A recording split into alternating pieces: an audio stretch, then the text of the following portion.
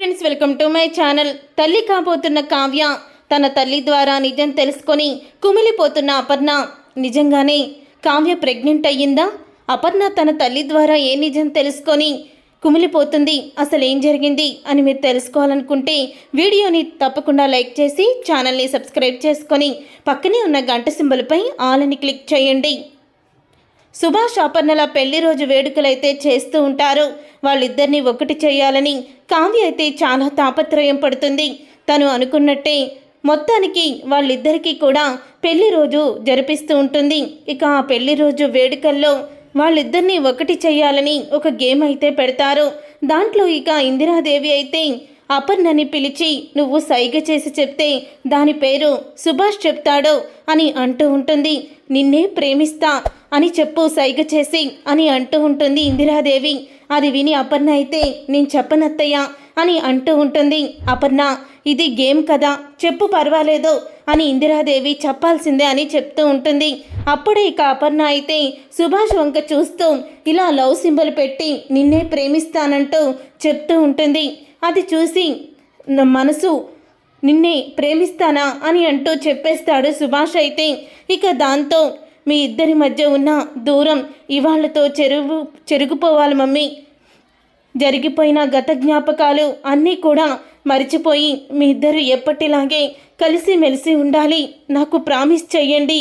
ఇది మీ కొడుకుగా నేను అడుగుతున్న ఒకే ఒక కోరిక అని అంటూ ఉంటాడు రాజ్ అయితే.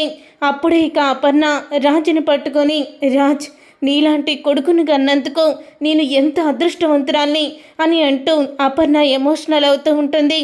నీలాంటి కొడుకు ఉన్నందుకు నేను ఎంతో గర్విస్తున్నాను అని చెప్పంగానే అప్పుడు ఇందిరాదేవి, చూడపర్ణ, తప్పులనేవి మానవ సహజం. ఎప్పుడోకప్పుడు మనకి తెలిసి తెలియకే ఏదో ఒక తప్పు చేస్తూ ఉంటాం.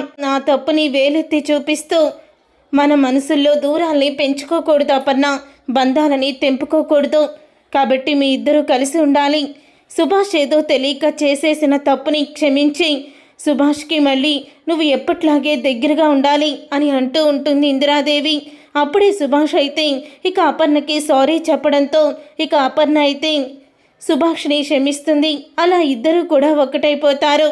అప్పుడే ఇక అపర్ణ అయితే, రాజ్, మా ఇద్దరిని ఒకటి చేశావు, బానే ఉంది, కానీ నాకు ఒక కోరుకుంది, అది తీరుస్తావా అని అపర్ణ అయితే అడుగుతూ ఉంటుంది.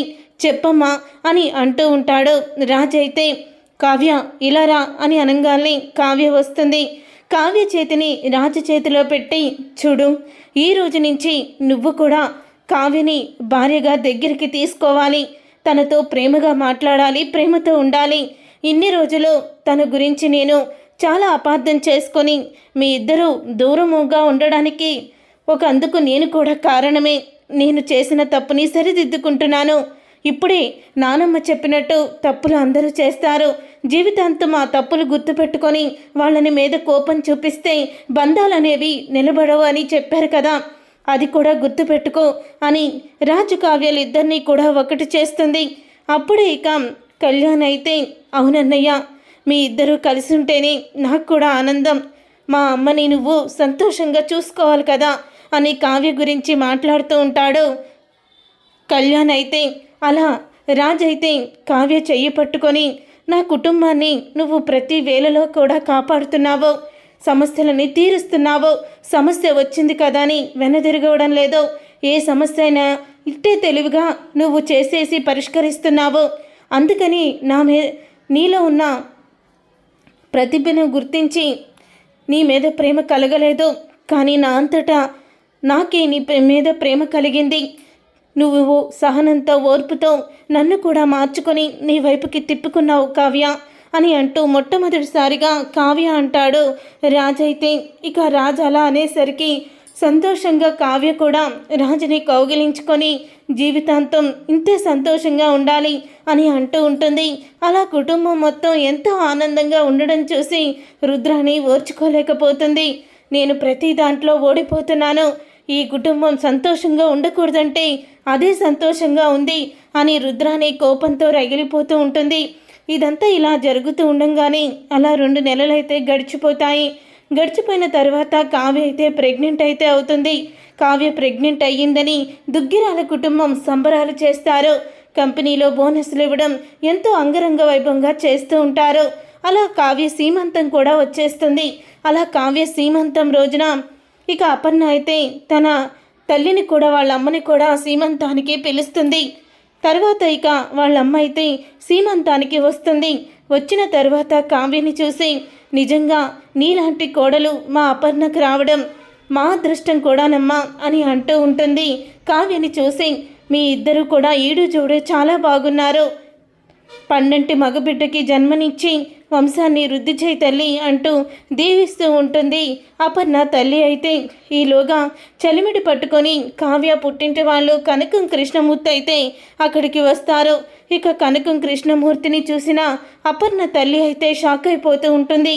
కనకం కృష్ణమూర్తి మీరా అని అంటూ ఉంటుంగా అమ్మగారు మీరా అని కనకం అంటుంది. అవును కనకం నేనే. ఎన్ని సంవత్సరాలైంది మిమ్మల్ని చూసి. నా మనవరాలు ఎలా ఉంది? తను ఇప్పుడు ఎక్కడుంది? చెప్పు కృష్ణమూర్తి చెప్పు. ఆ రోజు నా కొడుకు కూతుర్ని నీ చేతుల్లో పెట్టి పంపించేశాను. కానీ తరువాత నా కోడలు మిమ్మల్ని బెదిరించి అక్కడి నుంచి పంపించేసిందంట కదా. తర్వాత మీ గురించి చాలా వెతికాను. మీరు నాకు ఎక్కడా కనిపించలేదు.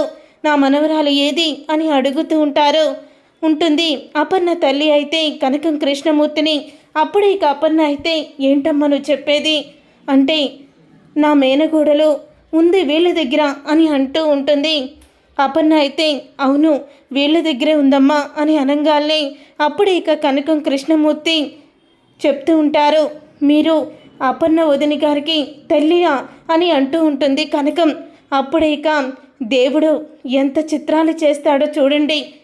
తిప్పి తిప్పి తిరిగి తన రక్తాన్ని తన గుటికి చేర్చాడు.